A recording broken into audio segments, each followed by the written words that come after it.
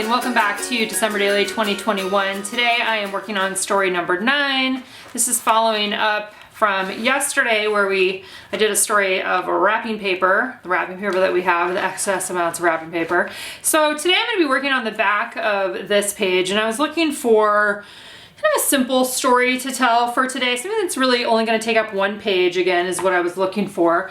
And we did buy some new ornaments this year, and so that's kind of what I figured that I would do here. I actually took pictures. I went downstairs with a white foam board and laid the foam board down on our dining room table and then took pictures of the 5 new ornaments for the kids. We got new ornaments for each one of them, and then gave them to them when we did our tree decorating a couple nights ago. So, and then I also made just a new word art here that says new ornaments.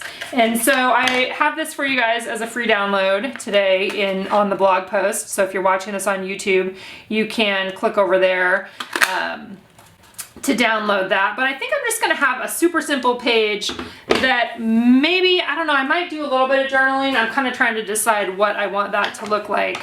What I do want to do though is do something on each one of these that identifies who the ornament belongs to, and maybe some little information about that. But essentially just repeating, this is the shape, these are the shapes that are available. I'm creating little homes for my content inside each of the wreaths again, and then we'll move on with tomorrow's story into the rest of the album. So as always, lots of, working on the front of something, working on the back of something, which I appreciate in this project. Like, I like that part of it, that can be as simple as working on the front, working on the back, and that it can also be some days, where you're simply printing a couple photos and adding them into your album as a part of the overall documentation of the month.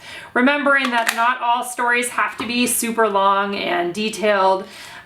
There's lots of times, depending on, kind of depends on how you approach the project. If you're doing it daily, I think especially it's really nice to have opportunities where you are having something really simple, and then it's also nice to have times where you are going into more detail and having a longer story. So I'm always on the lookout for both of those as I approach my own storytelling here. And I got to move some of these around. I got too many red things, right? I'd probably go something like that. So I'm going to think for just a minute about how I might want to identify who each one of these belongs to, and maybe write up a little story that might go along the side here.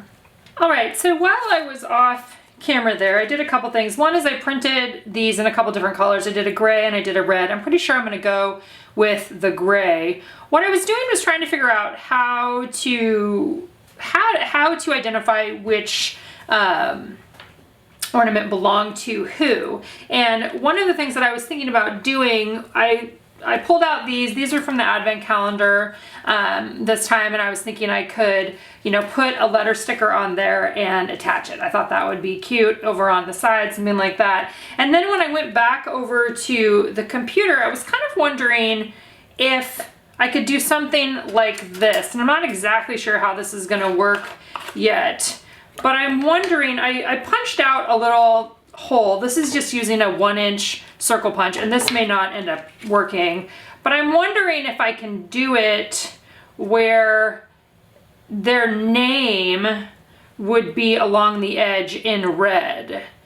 Kind of thinking about, I wonder if this is, I might need to make it a little bit smaller. Let's see what this looks like if I punch it out. Obviously I'm gonna have to do this a couple times, but maybe I can, kind of wondering, like, if I cut it in a way where this would go behind here in some way, or, oh, even that might even work, just like that. Okay, this may work. So originally I was thinking I could tuck it inside there. Obviously if I do it this way, I will want to set it up so it is really on actually I could probably just trim that a little bit. I like this idea where it would stick out a little bit there with their names. I gotta just get it so that it's, I think I want their name to be in the middle of the little spot there. So on the computer, what I did is I set this up just the same circle size, which is a 2.5 inch circle. And so like here would be Simon. And I think, I probably don't care if they don't need to be the same size. So here's Anna. Let's see what hers looks like. I think I'll trim hers down just a little bit too. I like this. So this is cute. I like the little pop of red. I'm still deciding whether I really want to write any journaling about this or not. Let's see, Anna. And then the Elliot one is right here. I think that's cute though. I like the pop of red on as a different way to designate their name.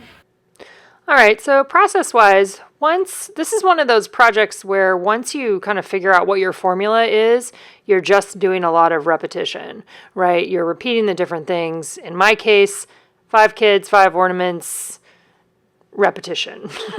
5 little red pieces, 5 names, 5, all of those kinds of things. So it's a lot of figuring out, okay, how is this going to work together? And then how am I going to adhere it into the album and those sort of things. So as you can see here right now, I'm just going ahead and getting the names in the right place. And then what I decided to do was just use some Scotch tape to temporarily adhere the little name tags on the back. At this point in time, I wasn't sure exactly, if there were other things that I was going to end up wanting to do with it. And so the Scotch tape worked good as essentially a temporary adhesive. And then I went ahead and put the foam adhesive squares on the back. The foam adhesive squares are my favorite thing to use to give some additional dimension. I buy these ones, I think they're from Scrapbook 3L or 3L Scrapbook. I know I've bought them on scrapbook.com and on Amazon before. And after I put the foam adhesive squares on each one of those, then I pulled out one of the things that we offered in the collection this year was a set of cardstock glitter stars. They don't have adhesive on the back of them, so you have lots of flexibility in terms of what you might want to do with them. What I decided to do was take a paper piercer, create a hole in the middle of them, and then use a brad or push a little silver mini brad through there. The brads are not actually functional. I could have gone all the way through the photo and then used the brad as what actually attached the star to the photo, but I was still kind of in that space where I wanted the ability to be able to move things around. I wasn't exactly set on all of these things yet, but then at a certain point in time I was, and so that's why I'm just using glue dots. Actually, I don't use glue dots very often, but they came in handy today. I pulled them out. I am taking the glue dots and I'm actually rubbing them between my fingers to make them a little bit smaller. All right, so got all those guys on. I haven't adhered those down, but I also went ahead and I printed up some journaling, which is just like the basics of each one of the ornaments with the kids' names on there. And it's just like a half circle, similar to this. You can see my half circle isn't exactly the same there, but it'll be close enough and I'll be able to cut it out using this kind of as a template here. And then I'll be able to use this guy or something else on the other side for the following day and kind of figure out how I want that to be, which might be going into a full page photo. I don't know yet.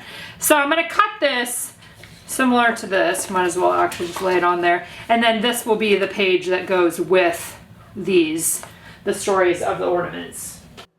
All right, when I set that circle up I actually did it in Illustrator, but you could do it in Photoshop too. I set the circle up to be 9 inches wide, or a 9-inch diameter circle, which is this circle right here, the one that we had available in the shop, is like 4.5 inches wide, but it's not, it's a little bit more than half of a circle. I don't know, it's even hard to explain. It doesn't look, it's not exactly the same is what I will say. So if you do something like this, leave yourself a little bit of room if you want to cut it to the same size as the ones that we had in the die cut package, but it worked out just fine.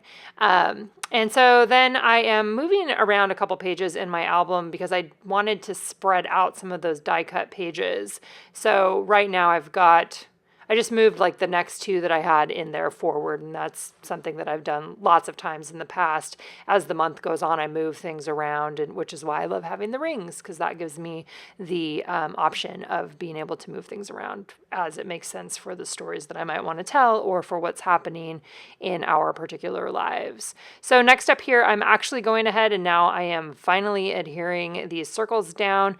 As you can tell, often I wait until towards the end of the project where I feel like I have everything kind of settled of where I actually want things to be. Then I also pulled out a couple more of those cardstock glitter stars. I wanted to have them on that half circle page to bring in some repetition from page 1 to page 2, and kind of went back and forth between how many stars I actually wanted to add on there. I end up adding 2 to that half circle page, again using the paper piercer and the mini brads on there, and then I also add another one onto my title circle, onto that new ornament circle. Again, that circle is available for you guys as a download on today's blog post.